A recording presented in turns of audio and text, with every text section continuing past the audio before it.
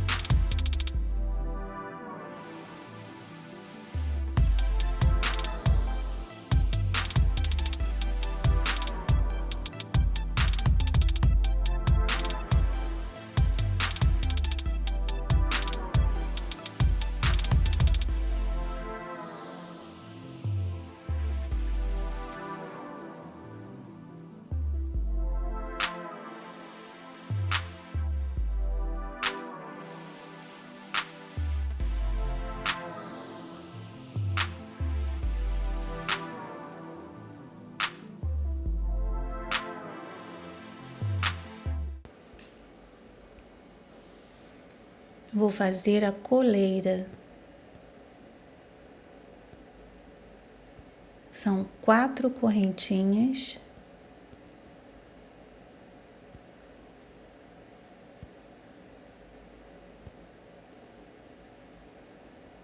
E para fazer a primeira carreira, eu coloco na segunda correntinha. Fazer então 3 pontos baixos agora nessa primeira carreira.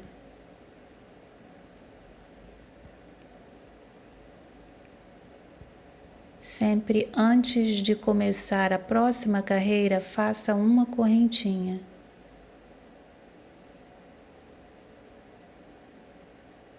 Vou fazer uma correntinha agora, virar e começar a segunda carreira. Fazer os 3 pontos baixos ali.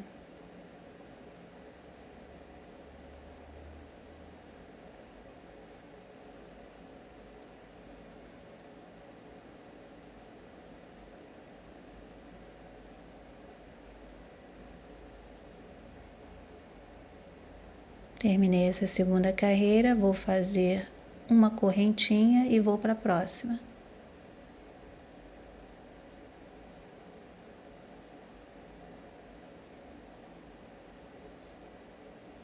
E vou fazendo e medindo no pescoço do cachorro para ver o tamanho que fica melhor.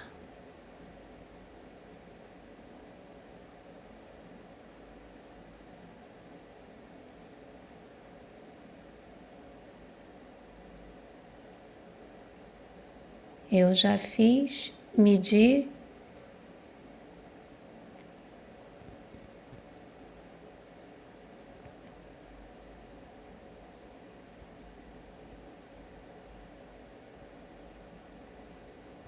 E agora estou arrematando.